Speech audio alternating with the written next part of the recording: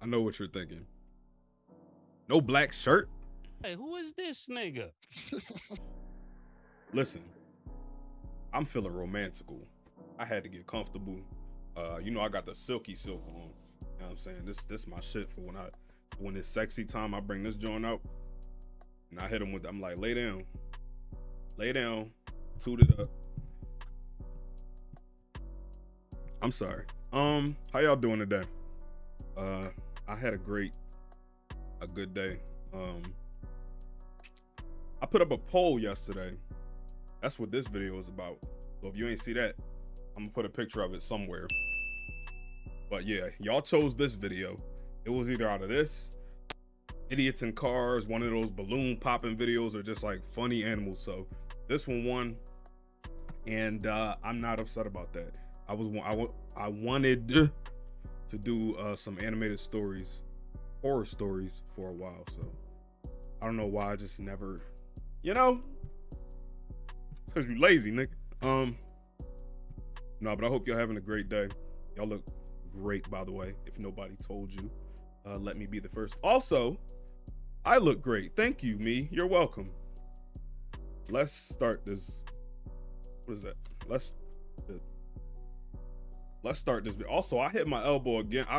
It's not gonna be a thing here. Hitting my damn elbow. It's just a thing that happens like around the time. Like I was putting these bitches on, right? Tell a quick story. I was putting these bitches on, right?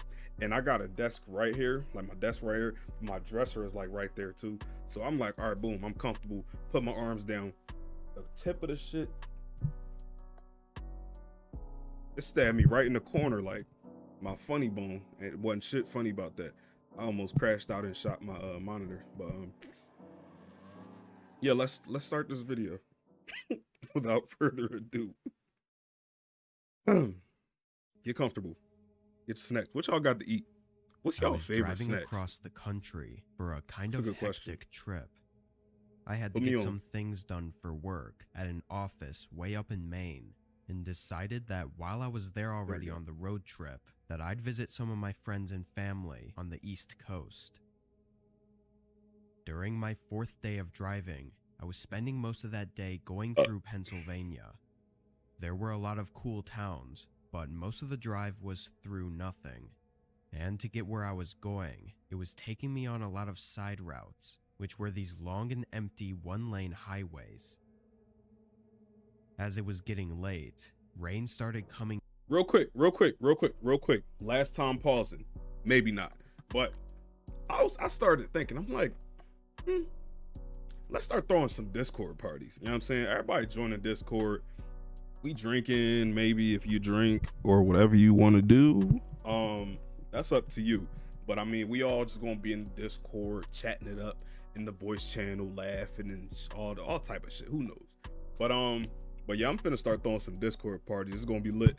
That's all I know. So if y'all want to join, the Discord will be somewhere around this bitch. Let's continue. Down, and my fuel was running low. I hadn't passed any gas station And another thing, I'm fucking with y'all. Let's watch the video.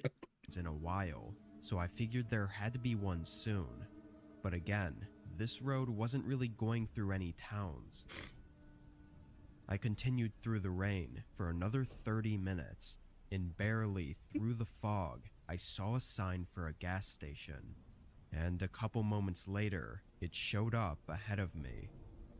It was off the side of the road, nestled in the trees, and was really small. It only had 2 pumps and a tiny concession building behind it. Having no other choice, I pulled in and parked, getting out and opening up my gas tank. When I pulled the pump off and tried to insert my card though, it didn't work. I wiped the dusty screen and tried to see what it was saying, but it didn't say anything. It wasn't even on. And you still put your card in? I then went Fuck wrong over with to you? the only other pump, and it was also off. Frustrated, I looked around. With it raining and being well past sunset, it was really hard to make anything out. Sure, the place looked old and outdated, but so did a lot of other gas stations. After a closer look though, I noticed a small light inside the concession building. Hoping it was a worker that could help me, I stepped out from under the overhang covering the pumps and ran up to the door. Moisture was covering the entire glass door, so I couldn't see inside. All I could see was the light reflecting through the glass. I grabbed the handle and it screeched open. When I stepped inside, I immediately knew something was wrong. The store shelves were empty and some even knocked over, and the place just looked like it was destroyed. The light was coming from somewhere in the back though, and was now clearly some sort of lamp or something. Definitely not a regular store light. Are you going to investigate? I was only in there for a few seconds, and after seeing all of that, I quickly stepped back outside. I didn't know what was going on in there, but I knew it couldn't be anything good, and definitely not helpful for my situation. As I backed out of the store and into the rain, I turned around toward my car, but a person was standing next to it. They were completely drenched in water and were just looking around my car and into the windows. "Hey, what are you doing?" I yelled as I quickly made my way up to them. They shot a look at me, then moved their eyes behind me. I turned back to look at the building. The front door was opened, and a man came out into the rain. He had long black hair and a sickly look. He spent no time assessing the situation and instantly started running at me. The other person by my car just backed away as I got inside, but the man running didn't slow down. He came right up to my door and tried opening it, and as I pulled away, a loud metallic scrape vibrated through the car. I sped out of there and back onto the road, making it another half hour before my car ran out of gas. Luckily, I had cell service in the area and was able to get help. Tweaking. While I waited, though, I looked at the outside of my car and saw a huge line going across the door. Oh, you waited outside your car? It looked like the man had run a knife along it when I drove away. Police informed me later that night that the gas station I was at was not in service for at least a decade. Other than that, though, nothing else came of it. And what would have happened if I didn't get out in time is left to nothing but theories. He was about to get R. Kelly'd. I live in the Midwest, and there happens to be a lot of abandoned places near me. I was in my last year of high school at the time, and my friends and I would often go to these creepy places for fun. It was a pretty normal thing that kids around here did. This was on Memorial Day weekend, which meant we had 3 days off of school, and with the year coming to a close, we decided to go explore a place that we'd been wanting to go to for a while. It was a ghost town called Cairo, which isn't technically a full ghost town because a small portion is still lived in. I'm glad I ain't had them type From friends. what I know, it was built up in the late 1800s, and due to flooding and racial conflicts, it slowly lost its population. For almost 50 years, most of the town has been completely empty and untouched, left to just decay. Hearing about this, and hearing stories from other people who had been there, we were all really invested in seeing it for ourselves. On Sunday, around 6, my friend Tristan picked me and Ryan up, then we drove 2 hours south to Cairo. Most of the drive was through huge farmlands and fields with not many towns or cities nearby. When we got onto the road going through Cairo, it was probably the most eerie feeling I'd ever gotten.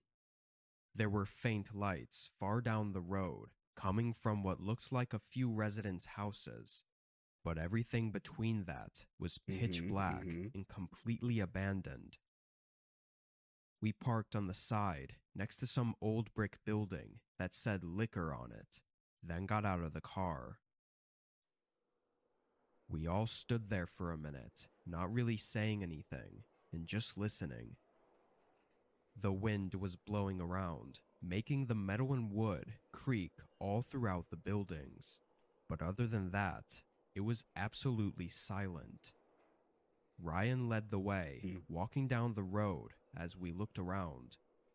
On the left side of the road were small wooden homes swallowed by vines and bushes, and on the right side was a line of old shops.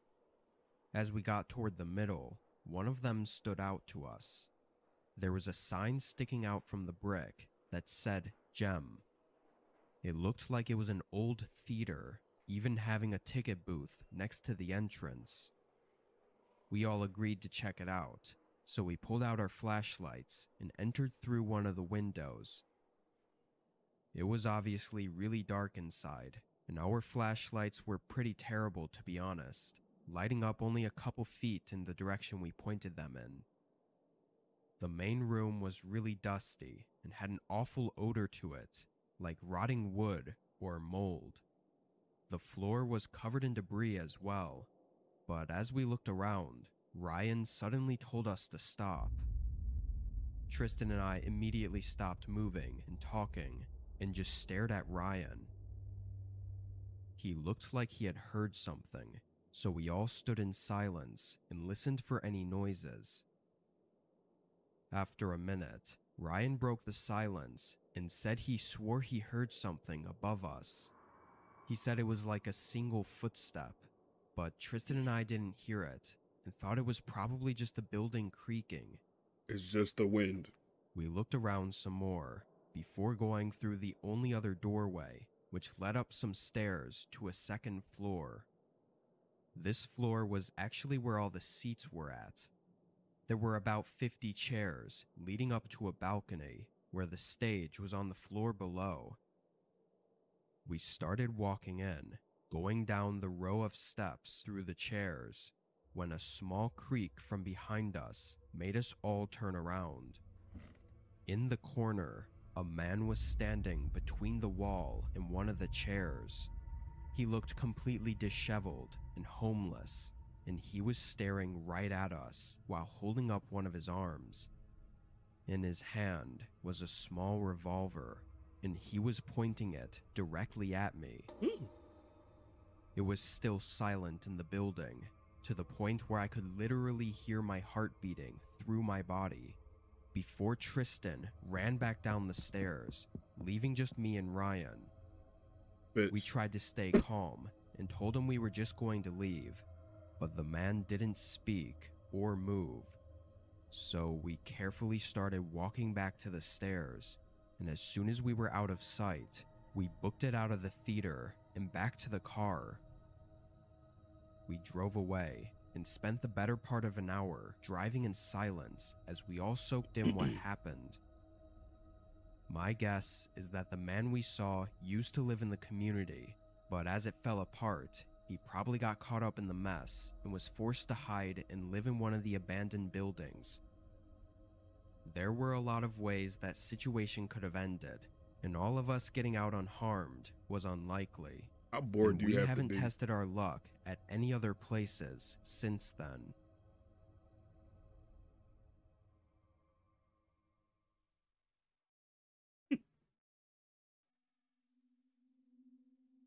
This was about 10 months ago now. I was spending a few days with my best friend from college in his hometown. I'll call him Chris for privacy. It was a really small town from what I was used to, but Chris was showing me around and we went to the bars and just hung out and had a good time. On my last night there, he mentioned a place he'd been wanting to explore for a while, but hadn't had anyone to go with. It was some abandoned house or town he knew of, a few miles out in the woods. Why? We used to go exploring and backpacking all the time in college, so it sounded like a pretty cool idea. Only 30 minutes after hearing about it, we were already trekking through a path in the woods. We still had some sunlight left, but we brought headlamps just in case. About 20 minutes of walking, the trail ended and we had to follow a very faint footpath through the trees. It went on for another hour before we made it. We could see a house out in the distance, and as we got closer, we could see several more behind it. It wasn't what either of us expected, though. The houses didn't really look that old. They looked weathered and heavily damaged, but had modern siding and stuff like that that made them look kind of like any other house. There was even a tiny gravel road leading from each of the homes. It looked like maybe they were trying to build a community and something went wrong, causing them to abandon it. Other people had been there before us, though, evident by the graffiti on the sides of the houses. Chris and I went up to the first house, looking through the open doorway. There were weeds growing through the floorboards, but it was otherwise empty. Before we stepped in, though, a loud slamming sound echoed through the woods.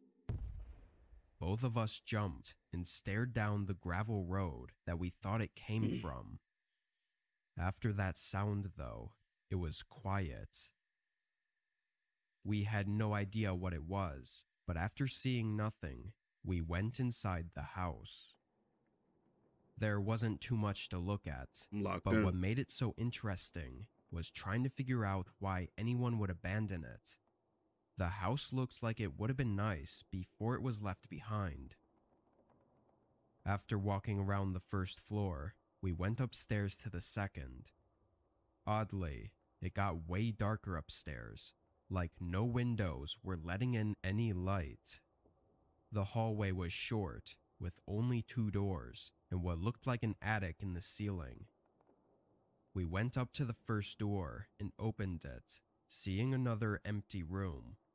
But we were quickly interrupted by hearing something downstairs. There were shuffling footsteps coming through the grass and up to the house we were in. We stayed quiet, but we were sure that whoever they were had probably seen us outside. But why would they try to approach us? They walked up to the front doorway, then stopped just before they entered. "Hello?" We didn't respond. "I just want to talk. No harm at all." Well, that's one way to start it. And almost like he was missing teeth or something, stumbling a bit over his words. After that, though, there was a whole minute of silence. He didn't say anything else, but we didn't hear him leave either. We waited another few minutes, still not hearing anything, before Chris quietly went down the staircase and looked over at the front door. He turned and looked back at me with a pale face. "There's nobody there." I quickly went to see for myself, but he wasn't lying. He was nowhere in the doorway. We carefully made our way down and over to the doorway. Looking out, there was one line of footprints in the grass coming from where the other houses were, but no footprints leaving. Both of us figured it out at the same time and bolted for the trees, knowing the guy must have been hiding inside the house somehow. We got out of the woods as fast as we could and went back to his place. Who that guy was and why he wanted to talk to us, we don't know. I'm sure if he'd found us, though, we probably wouldn't be here. Before I moved to Indiana with my girlfriend, I lived with my dad on a ranch in the middle of nowhere in a small town called Hartville in Wyoming. Seriously, the town had maybe 50 people in it total. It was really that small. A measly 25% of the population alone was probably my own family. I have 3 brothers, 1 sister, and, well, of course, my dad. My mom passed away from heart disease when I was young, and it really sucked. It really sucks not having her around, as she truly made everything in my life so much better, in all of our lives. I had some aunts and uncles and one cousin as well that lived near us. I was going to miss them all, but it was time for me to live my own life. After all, I was 20 years old and I had dreams of the city life, and I always wanted to be a veterinarian. My girlfriend at the time, now wife, and I are very close, and we have been since we met. What started out as a long-distance relationship quickly turned into an 8-year marriage so far, and still going strong. The first few weeks in Indiana was amazing. Apart from missing my family back home, it really felt like everything was coming together, and I was unbelievably happy, to say the least. My wife recently just moved into her own house, and I moved in with her. She also kind of lived in the country, but barely. It was nowhere near as desolated as my old house was in Wyoming. We were only 5 minutes from the nearest city in Indiana, if that. In Wyoming, my family and I were literally at least 30 minutes away from any store at all. Now, with all the good things that were going on in my life, there was a bit of a problem. You see, the house in Indiana had a long history of sketchy and weirdly horrific horrors and rumors about it. And y'all still moved in? Some of them were true and not just rumors, but some of them were just flat out fake as hell, and I knew they weren't true. However, before Leslie, my wife, moved into the house, it had been broken into at least 3 or 4 times, all in the time span of 20 years. We only knew about this because of our neighbors, and we definitely believed them. We had no reason not to. Plus, besides that, Leslie told me about how she would see this guy in the property before I moved in, at least 3 different times that she was sure of. She had no idea who the guy was, though. He only came around during the day. Every time he showed up, apparently, he would stare from the end of the road and then slowly make his way up to the house and up to the window in the kitchen or the dining room and inside the house. Oh, word. Every time this happened, Leslie called the police, but they never caught him. He would always be gone by the time the cops made it there. No Most of the people who pictures, live in rural videos. areas are nice and really sweet old people, or just middle-aged parents with a family. But every once in a while, you run into a real whack job.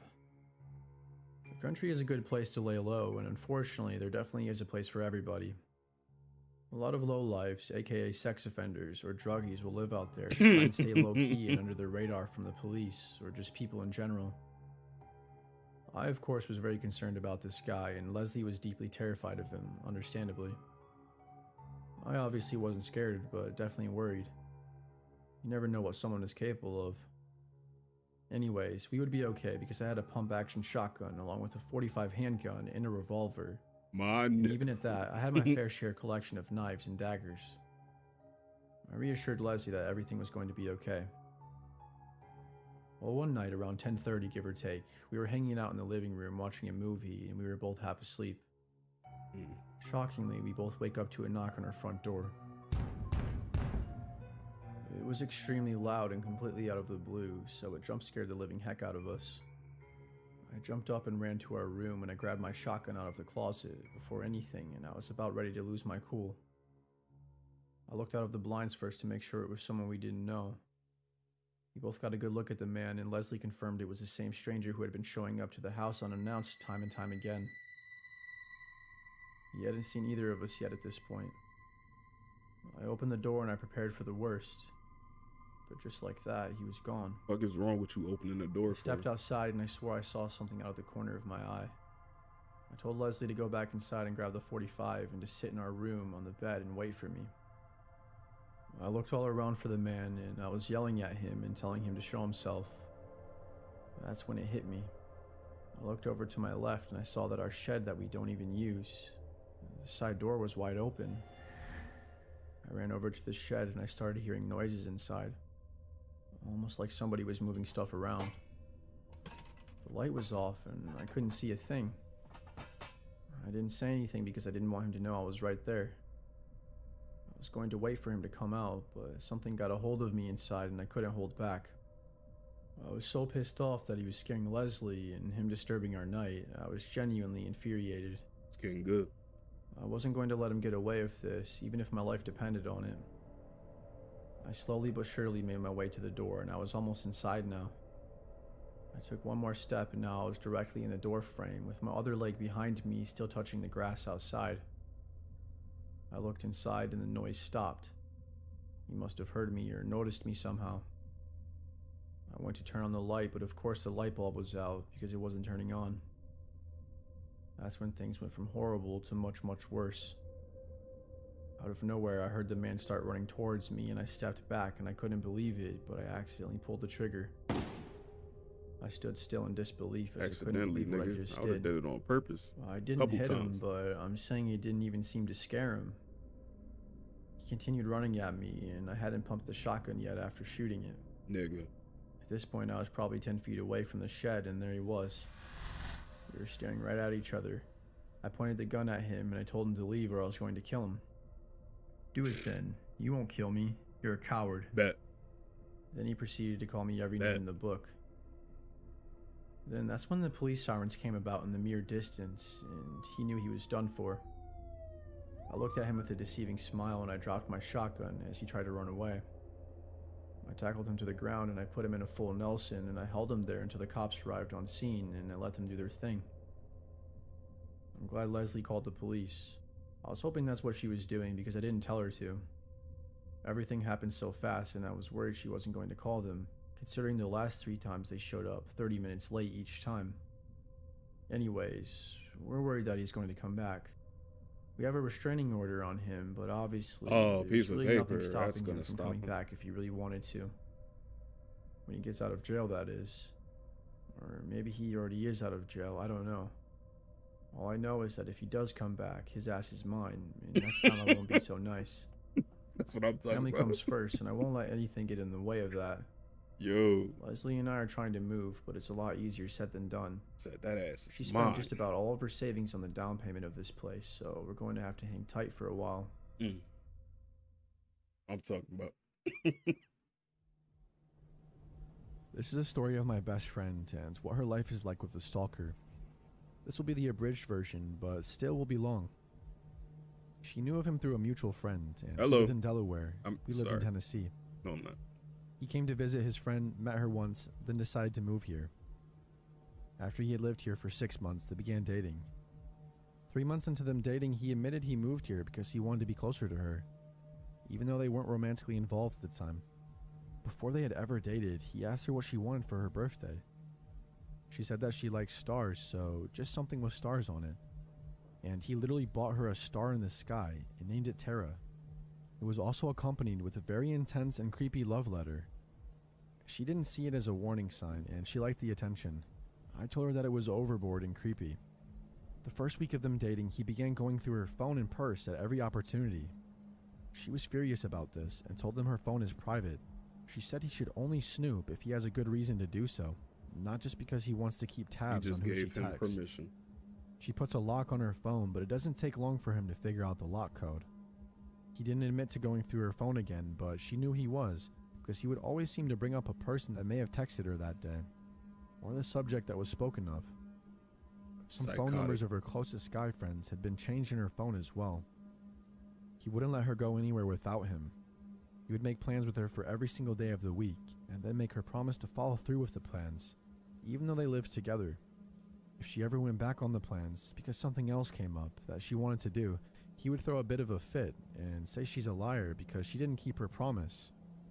It was things like she had promised to eat dinner at home with him, small things. He would often react violently. She became increasingly agitated with this controlling and start piecing smothering her up. behavior, and told him that she Let me wanted stop. to go have girl time with me, that she needs some breathing space for a night. He made her promise to let him come if we hung out with other people. About an hour before she was coming to meet me, I got a phone call from a friend that had moved across the country. He was in town and wanted to see me. I told him that I would have a friend with me that night, but we'd swing by his house for about an hour if she was okay with it. I asked Tara if she's cool with it, and she says of course. A few minutes later, I got a text from him asking if he could come because of the promise that Tara had made to him. I said, I'm sorry, but I don't think it's acceptable. This is a friend that I haven't seen in several years, and I'm already taking one person over to his mom's house that he doesn't know. It would be rude to bring another.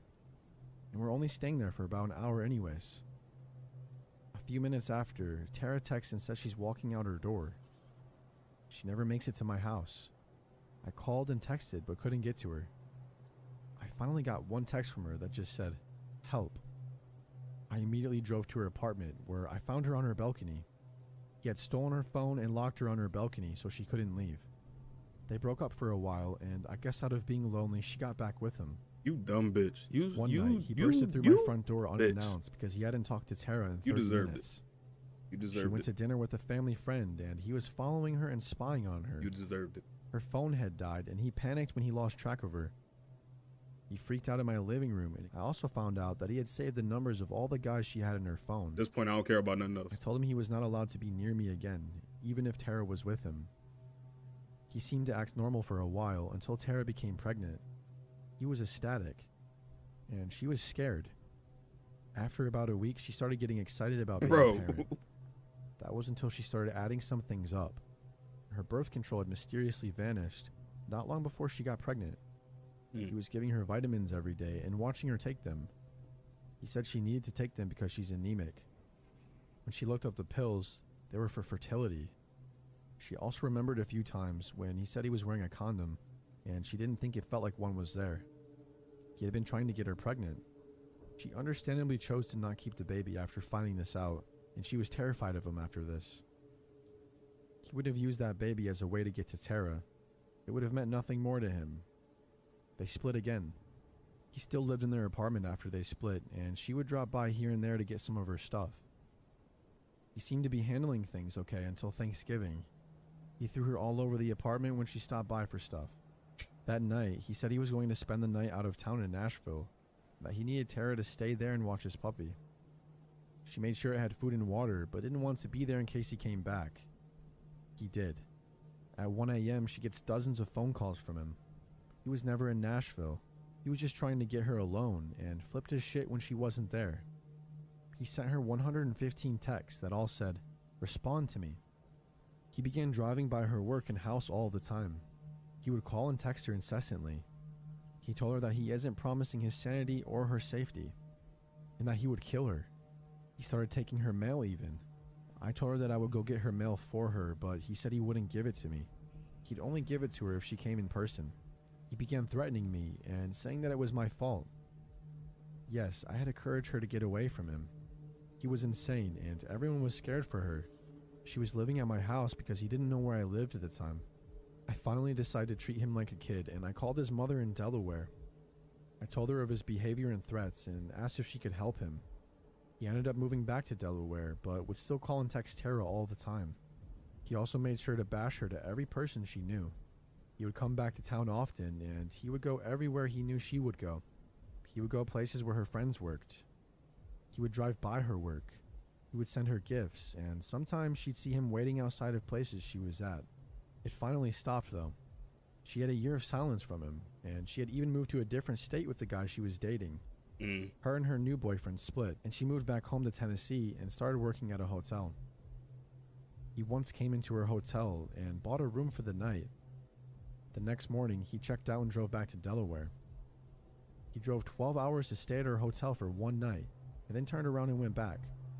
He sent her a text a few months ago saying he's moving back here. For several years, she was constantly on edge. She gets nervous if she sees a car like his, and she has a genuine fear that he will hurt her if he gets the opportunity. She thinks he'll kill her one day, and I'm also afraid of that as well. She has numerous police reports over this guy, and I hate seeing how he's damaged her, and she's afraid to get close to another guy. She doesn't want kids now, and she's always nervous. We still use the buddy system. She doesn't go anywhere at all by herself. It only takes one moment of her being alone for him to get her. A bitch will, you know what? I'll be respectful. A dumb bitch will go through all of this, all of it, and be like, he still loves me.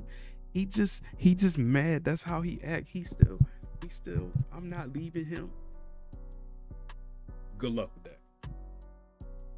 Good luck. Not coming to that funeral. But look, thank y'all once again. Appreciate it. I enjoyed it. Let me know what y'all think down below.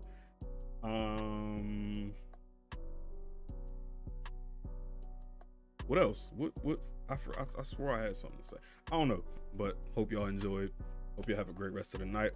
I'm gonna try to upload this tonight, but it's probably gonna go up after 12 a.m. So like, either way, keep an eye out. You know what I'm saying?